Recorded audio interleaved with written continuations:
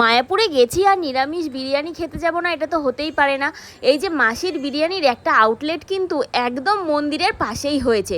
অনেক খুঁজে মাসির ওই পুরনো দোকানটা আর খুঁজে পাইনি, তাই এই দোকানটাতেই চলে এলাম বিরিয়ানি খাওয়ার জন্য। তো আজকে চলো ভেজ বিরিয়ানি খাবো, আর কেমন লাগলো ঠিক আগের মতনই টেস্ট আছে কিনা সেটাও তোমাদেরকে জানাবো। তো পাপাইকে এবার নিয়ে চলে এসেছি ভেজ বিরিয়ানি খেতে। ও তো ভেজ বিরিয়ানি কখনো খাবেই না, আলু দিয়ে বিরিয়ানি খাবে না। তো আজকে আমরা দুজনে মিলে প্ল্যান করে পাপাইকে সঙ্গে করে নিয়ে এসেছি খাওয়াবো বলে। তো পাপাই তো খুব ইন্টারেস্ট সহকারে বসেছে, ও বিরিয়ানি খাবে। তো ওকে বোকা বানানোর জন্য আমরা দেখো এখানে 2 প্লেট অলরেডি বিরিয়ানি নিয়ে নিয়েছে, তার সাথে একটা নিয়েছিলাম সয়াবিন চাপ। তো সয়াবিন চাপটা দেখার পর পাপাই তো এত খুশি, তোমাদেরকে কি বলবো, ভাবছে যে চিকেন চলে এসছে। তো ও চিকেন খেতে এত ভালোবাসে, একদম ও ভেজ খেতে চায় না।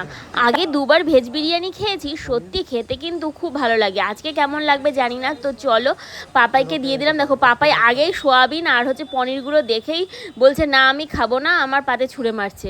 তো আমি বললাম অল্প করে খাও, দিয়ে বলছে না আমি চিকেনটা দিয়ে খেয়ে নেবো। এবারে আমি আর লেট না করে আমার মতন খাওয়া শুরু করলাম, আর ও কিন্তু প্রথমেই ওই সয়াবিন চাপটা ধরে টানাটানি শুরু করে দিয়েছে। এই যে পনিরটা খেতে না খুব ভালো লাগে এই বিরিয়ানিতে, আর বিশ্বাস করো বিরিয়ানিটা এত টেস্টি হয়, মানে বোঝাই যায় না যে আমরা নিরামিষ বিরিয়ানি খাচ্ছি না কি খাচ্ছি। তবে তোমরা মাসির বিরিয়ানি কে কে খেয়েছো, তোমাদের কেমন লেগেছে অবশ্যই জানিও। আমরা কিন্তু রানাপ্রভুর বিরিয়ানিটাও খেয়েছি, তবে রানাপ্রভুর বিরিয়ানিটা থেকে আমার মাসির বিরিয়ানিটা বেশি টেস্ট লেগেছিলো আগেরবার, তাই এবারও কিন্তু মাসির দোকানেই চলে গেছিলাম বিরিয়ানি খেতে। এই আউটলেটটা খুবই ছোট, এখনও নতুন করে বানাচ্ছে, খুব একটা জায়গা নেই।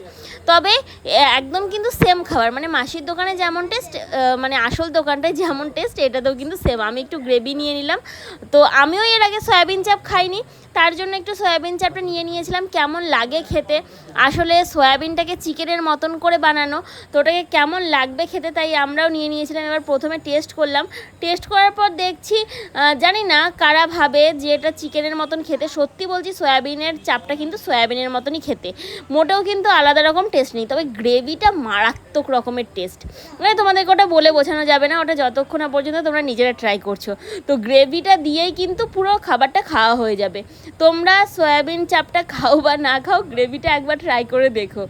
আর তোমাদের এইরকম সয়াবিন বা ময়দার সবজি কার কার ভালো লাগে এই ধরনের সবজি, সেটা অবশ্যই কমেন্টস করে জানিও। আর কারা একদম নিরামিষ খাও সেটাও কিন্তু জানিও। তো আমরা যেহেতু চিকেন খাই, চিকেনের স্বাদ কি আর সয়াবিনে মেটানো যায় বলো। তো যাই হোক, আমরা যেহেতু প্রসাদ পাওয়ার জন্যই গেছিলাম, এটা মাসির দোকানে প্রসাদ বলা হয়, তো যেহেতু আমরা ওটা পাওয়ার জন্যই গেছিলাম, তো আমরা কিন্তু সেই মনোভাব নিয়ে গেছিলাম যে আমরা ভেজ বিরিয়ানি খেতে যাচ্ছি। তাই আমরা এই জিনিসটাকে একদমই মানে চিকেন বিরিয়ানির সঙ্গে তুলনা করতে চাই না। তো এবারে দেখো আমি একটু এই সয়াবিন চাপটা ছিঁড়ে নিলাম, ছিঁড়ে নিয়ে আমি একটু খাচ্ছি ভাত দিয়ে, মানে রাইসটা দিয়ে। যখন বিরিয়ানি রাইসটা দিয়ে সয়াবিন চাপটা খাচ্ছিলাম তখন কিন্তু বেশ ভালো লাগছিলো, মানে টেস্টের কিছু পার্থক্য বা ফারাক বোঝা যাচ্ছিল না, খেতে খুব ভালো লাগছিলো। কিন্তু যখন এই সয়াবিন চাপটা একদম মানে শুধু নর্মালি খেতে যাওয়া হবে, তখন কিন্তু এটা বোঝা যাচ্ছে যে সয়াবিন। তো যতক্ষণ পাপাই কিন্তু রাইস দিয়ে খাচ্ছিল, দেখো পাপাইয়ের মুখটা, আমি একটু নিচ্ছি বলে সাইড থেকে, পাপাই কিন্তু খুব বিরক্ত প্রকাশ করছিল। তো ভাবছিল যে বিশাল টেস্টি জিনিসটা মা সব খেয়ে নিচ্ছে, আমি একটু পাবো না, ও কিন্তু এরকমই ভাবছিল। আর বলতে বলতে আমাদের খাওয়া কমপ্লিট।